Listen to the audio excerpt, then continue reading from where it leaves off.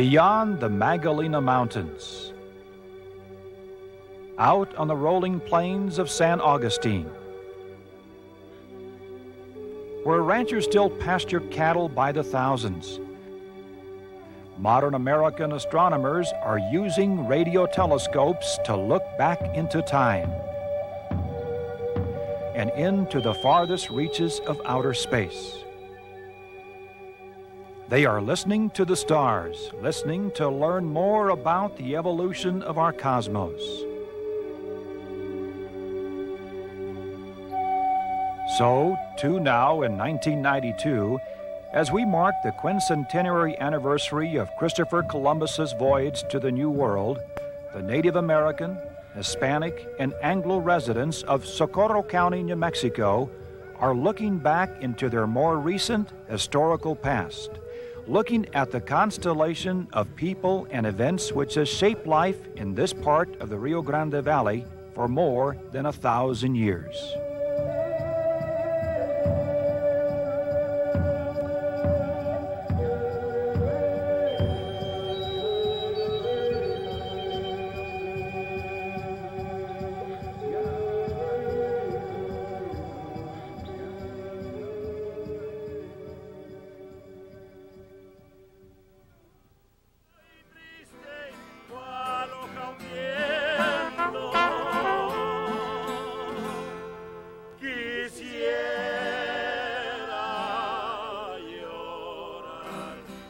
Socorro County, with the town of Socorro as a county seat, extends from just south of Belen to just north of Elephant Butte Reservoir.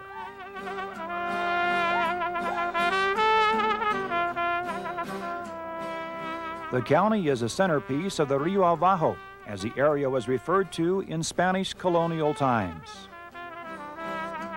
At one time or another, all the small villages scattered along the riverbanks, San Acacia, San Antonio, San Pedro, Valverde, San Marcial, and others, flared with all the triumph and tragedy typical of the drama of historical New Mexico.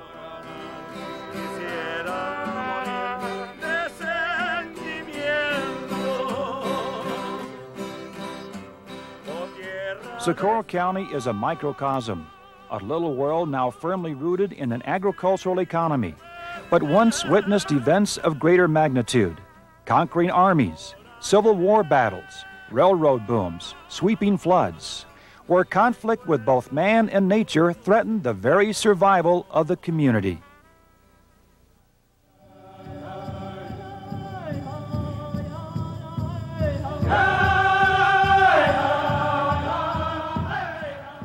Survival was foremost in the minds of the ancient Piro people, who constructed a series of pueblos along the lower Rio Grande over 1,000 years ago.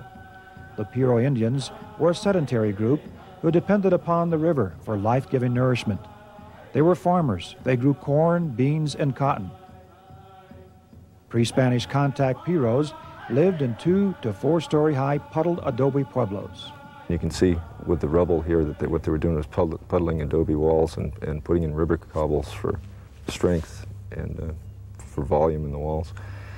But the Spanish say that during those years when they first contacted them, the lower floor was entirely for kitchens and granaries and milling rooms. And they described the milling rooms as being whitewashed and having 6 to 8 milling stones and bins. The upper floors were used for living quarters, and there was a kiva in the center of this one. They described kivas in all of the Piro pueblos. For hundreds of years, the Piro lived relatively unaccosted until the 12th century, when native groups in the west and north, and perhaps even the inhabitants of Chaco Canyon, migrated to the Piro lands. Early on in the occupation of this Rio Abajo or Piro district, this is very typical of what we find, these fortified pueblitos, small pueblos, in defensible locations like this one. And they can be found virtually up and down the valley, and they all cluster to that 1,200 to 1,300 time frame. The population jumped from about 1,100, 1,200 people up to in the vicinity of about 10 to 12,000. And you find that they move into these consolidated sites, and you see more defensiveness. They put defensive walls. They not only are on top of a mesa, but they also have walls out around it.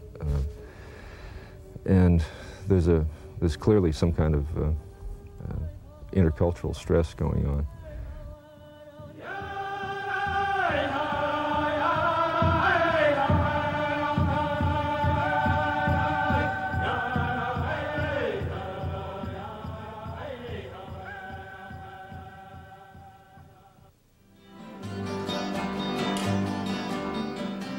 At the end of the 16th century, the English were exploring the northern American coastline. The French were traveling the Mississippi. The Spanish were anxious to establish settlements along the Rio Grande and New Spain, to set up missions and possibly discover hidden gold and riches in the untamed northern frontier. The expedition of Francisco Vázquez de Coronado in 1540 had a little impact on the Piros living in the Rio Abajo region. But on January 21st, 1598, another Spaniard named Juan de Oñate arrived at Pilabo, Pueblo. This encounter would forever transform the world of the Piros. Oñate's treacherous expedition crossed the parched and desolate desert east of the Rio Grande, known as Jornada del Muerto, or Trail of the Dead Man. When the Spanish traveled, of course, they were living off the land, but they were living off the gifts from the Indians that they either received willingly or took. And when they got into this area, they'd been 80 miles without any source of food other than what they could scrounge in the river. At the first pueblo along the Rio Grande, Oñate made camp. Once aware of the sorry plight of the would-be colonists, the Piros approached the camp with baskets of maize and other food, much to the relief of the Spaniards, who were actually at their mercy. Oñate was so pleased with the timely and generous assistance that he named the settlement Socorro. Dormimos, frontero de Teipana, pueblo que llamamos de Socorro porque nos dio mucho maíz. We slept on the outskirts of Teipana, a village we called Help because of the quantity of corn they gave us. The Pueblos, of course, the first thing they contributed was food.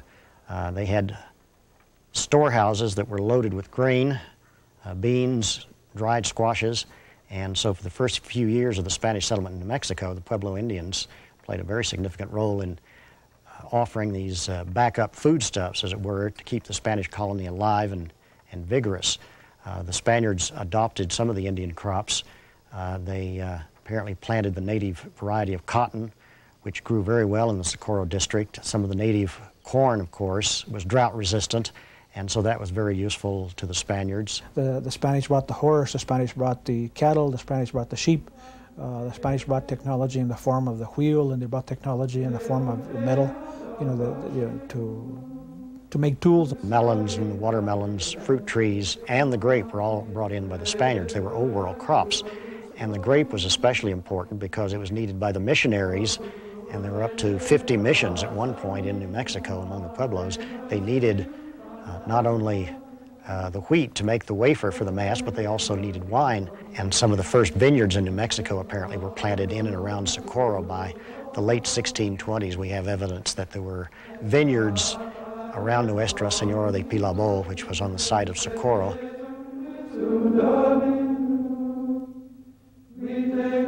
In 1629, the Franciscans began the construction of the Church of Nuestra Señora de Pilabo del Socorro.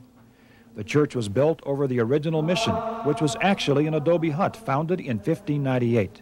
The south wall remains a part of the existing church today. The Spaniards and the Indians worked out a mutual relationship of support, but that unfortunately was disrupted by the intensity of the Franciscan missionary program, and that created a tremendous amount of bad feeling. And it was the religion and the conflict over the religious practices introduced by the Spaniards that was the main cause leading up to the great Pueblo Revolt of 1680. When the Pueblo Revolt started in 1680, the few Piro that were still living in this southern district, this Piro district, fled with the Spanish colonial refugees to the El Paso area, and they simply never returned. One of the things we tend to forget is the role of the Indian in the history of New Mexico. You know, in 1680, for example, the Pueblo Indians organized and they revolted against the Spanish government and literally threw the Spanish out. The Spanish were out in New Mexico for 12 years from 1680 to 1692. Then we had the Reconquest in 1692. But one of the things that the Spanish learned as a consequence of the Pueblo revolt was that they basically had to cooperate with the Pueblo Indians in order to maintain this as a colony. The return of the Spanish to New Mexico, or Reconquest, is celebrated annually with a fiesta. This tradition started in Socorro as early as 1710 and is still going strong.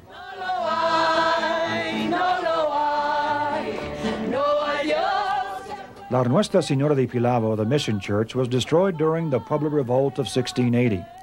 Over a century later, the church is rebuilt in 1821, after Socorro became a settlement by order of Governor Alberto Minus in 1815.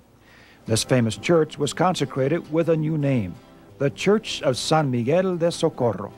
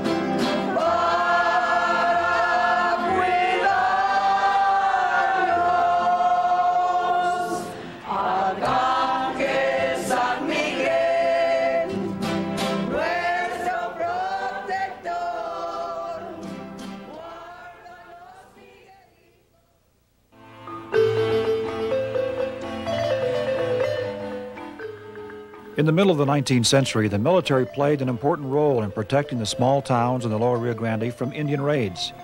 Initially, troops were stationed at Socorro in 1847. 7 years later, the Army built Fort Craig, 5 miles south of Valverde, to guard travelers and merchants moving along the southern portion of the Camino Real Trail. Little did anyone expect, however, that Fort Craig would house 3,800 men by December of 1861, in anticipation of perhaps the most important and bloodiest battle on the southwestern front of the Civil War. The Battle of Valverde, fought on February 21, 1862, pitted the Confederate so-called Army of New Mexico under the command of Henry Hopkins Sibley against Union Colonel Edward R.S. Canby's hodgepodge army composed largely of Hispanic volunteers. The optimistic General Sibley sought to push north from El Paso through Fort Craig, Socorro, and on to Santa Fe in order to secure Fort Union and the New Mexico-Arizona territories for the Confederacy. Canby's goal was to protect Fort Craig and prevent Sibley's further movement to the north. We're about 5 miles north of Fort Craig, and this is the site of the Battle of Valverde. And we may be standing on the hill that Captain Roberts stood on to direct the Union troops. On the morning of the 21st of February, 1862, Sibley's troops came in from the east down to a ford in the river. Captain Roberts was sent out by Colonel Canby from Fort Craig to meet them here at the ford. He sent Duncan down, Commander Duncan down into the ford to take it, which Duncan did very quickly. Unfortunately, he took it and never left it. In the end, the Confederates held the field. While the Confederate Army theoretically won the Battle of Valverde, their campaign in New Mexico was ultimately a failure. General Sibley was poorly prepared for invasion and combat. He underestimated his opponent, misunderstood desert warfare, and left his troops poorly equipped. Sibley captured Socorro and Santa Fe, but was soundly defeated at the Battle of Glorieta Pass.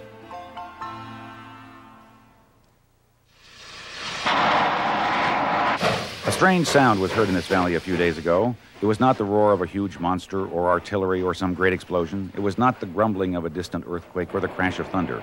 Men, women, and children climbed upon the housetops to see whence proceeded the strange sound. The black, fiery-looking, smoke-snorting, demon-like monster came dashing down the valley of the Rio Grande. It was the first arrival of the railroad in Socorro, yesterday, August the 12th. So reported the local press about the arrival of the Atchison, Topeka, and Santa Fe Railroad in 1880. I remember the locomotive throwing out a lot of white steam. I don't know what they did to them, but I used to love to sit there in the stairway and watch it.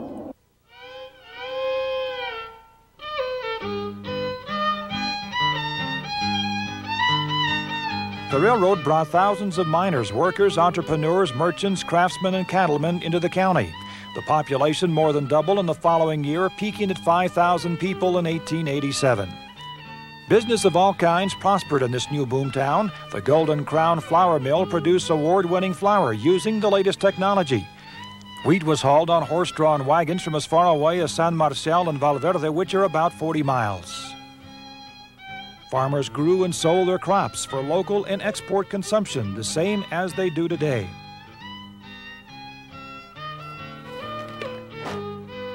We're standing along the old main line of the Santa Fe Railroad, which was built through here in 1880.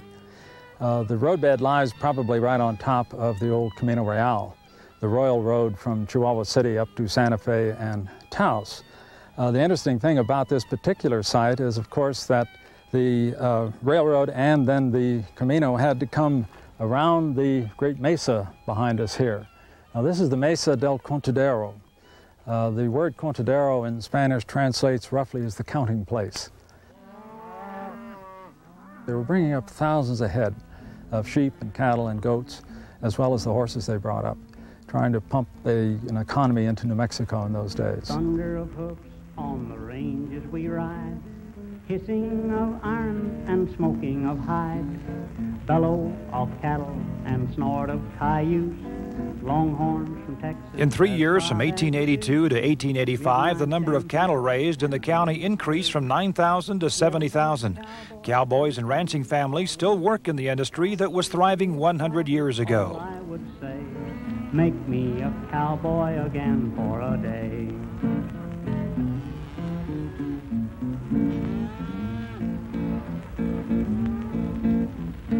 Under the star-studded canopy vast, campfire and comfort and coffee at last, bacon that sizzles and crisps in a pan, after a roundup smells good to a man.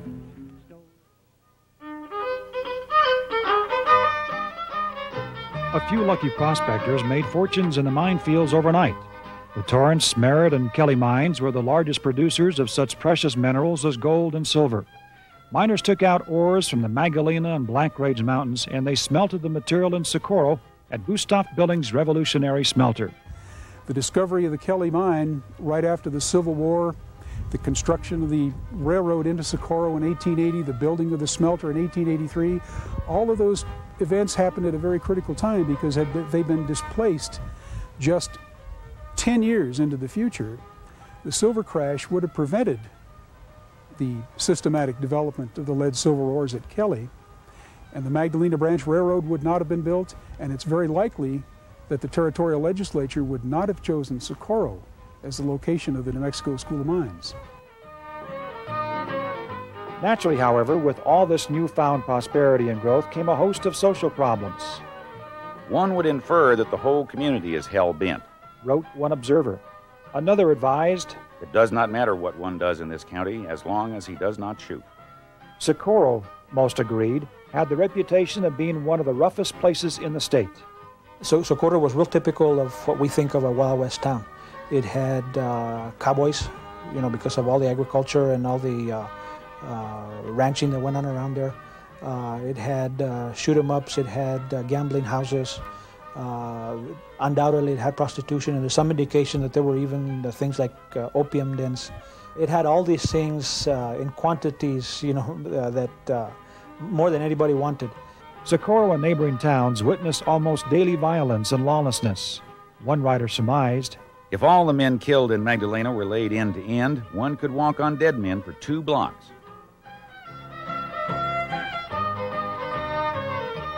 The feisty Alfego Baca, one of Socorro's most famous personalities, lives on in legend.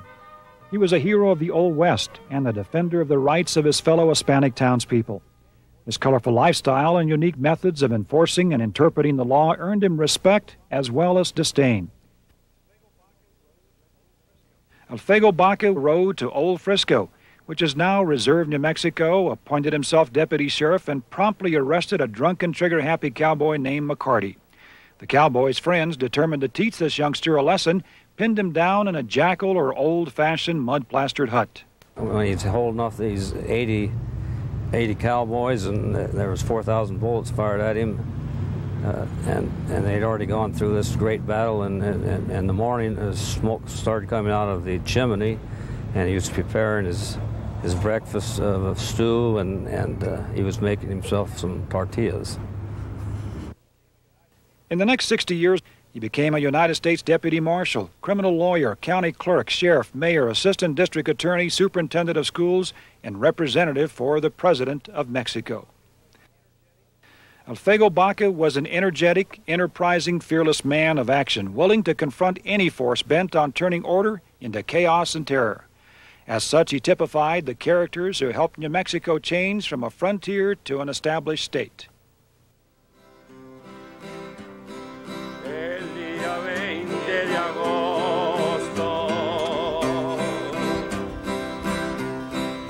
It almost seems as if nature itself is determined over the centuries to keep the small villages around Socorro from competing with the county seat, especially and dramatically so in the case of Old San Marcial. Beginning in early August 1929, however, it rained steadily in the north, and tragically, Elephant Butte Reservoir was unable to handle the huge volume of water rolling down the swollen river. Floodwater broke through the 2-mile-long dike covering San Marcial on August 13th with up to 6 feet of water. It has rained for over a month. But they had had one flood that same year, a month before, that didn't ruin San Marcial. They were just coming out of the first flood when the second one hit, and that was it.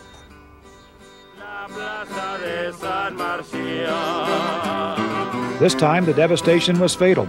10 feet of water covered the streets, 51 miles of rail track disappeared. Chicken coops and pianos floated through town. Women and children were stranded on rooftops, and damage ran to an estimated $2 million. It was a nice little town. Today, with white sands so close, San Marcial would have been something. I'm sorry I choke, but this was my childhood in there. I have a lot of memories about San Marcial. My family on my mother's side, they all lived. Pobrecita de mi gente, pues no hallaba ni qué hacer. For nearly 500,000 years, the Rio Grande has flowed past the volcanic bluffs near Socorro County, New Mexico. Wind and water has pushed sand and silt over the abandoned pueblos of the ancient Piro Indians. But as the river pours through these once deserted embankments, it nourishes and protects its newest inhabitants. The Wild West frontier characters of 19th century Socorro would never recognize their old home. Now, Socorro's economy is firmly based in agriculture, but most of all in the income generated by academic, scientific, and technology concerns. In the last 100 years, the New Mexico Institute of Mining and Technology has grown into one of the most prestigious institutes in the United States. The very large array of radio telescopes spreads across the plains of San Augustine near Magdalena, presenting one of New Mexico's most incongruous scenes. For cattle still graze practically beneath the 28,000-ton telescopes aimed at the very center of distant galaxies. Here, the past, present, and future stand for that which can be remembered, seen, and that which is not yet understood. Contrary to popular belief, however, the VLA is not designed to search for signals from extraterrestrial intelligence. Nevertheless, Socorro has been the site of more than one strange UFO encounter. Local resident Lonnie Zamora recalls his shocking story of April 1964 as if it were yesterday. This former Socorro County police officer witnessed a UFO that had landed only a few miles from the center of Socorro while he was on duty. When he went to call for more police backup, the radio went dead. I got out the car and I saw it right there, and it was a sort of an egg-shaped object, a big white silvery thing. I didn't even know what it was. So I got scared and got behind my police car. When they saw me there, they sort of took off straight up in the air. And they stayed up there for about a second or so, and they hovered, and then they just took off that way.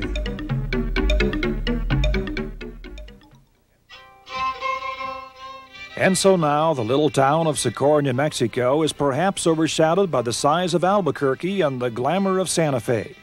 History, however, tells another story, the tale of a great river valley region constantly caught in the swirl of events, a land contested for by native Spaniard, Mexican, Confederate, and federal troops. It's a place that's weathered both natural and man-made disasters, floods, earthquakes, revolts, and wars. It's been through economic boom and bust, pushed to the extremes of poverty and prosperity, while that it has also endured seasons of lawlessness and violence. Only agriculture, the one sound foundation over the centuries, perhaps now united with education and technological industry, supports the people who have labored so long and patiently to coax a living from the rugged and majestic land along the banks of the lower Rio Grande. Porque toda la gente del Socorro is very nice conmigo, and I sure like it. I don't like an older big place. No, I don't. Socorro has always been an active little town. It's always been a kind of something boiling here all the time. People coming and going, and it's never been just a quiet, sleepy little place. Everybody knows everybody, and it's a total different world. It's a slower paced life, and you get to appreciate more things. You tend to be more friendly.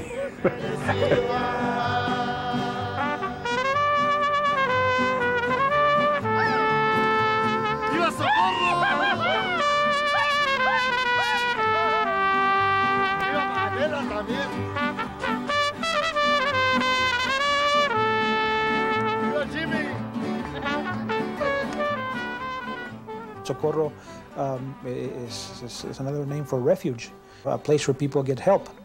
Being at the northern end of the Jornada del Muerto, in effect, when the Spanish finished that 100-mile stretch coming up from El Paso del Norte, it was a welcome place to get to. Certainly, it was a place of hospitality, a place of welcome.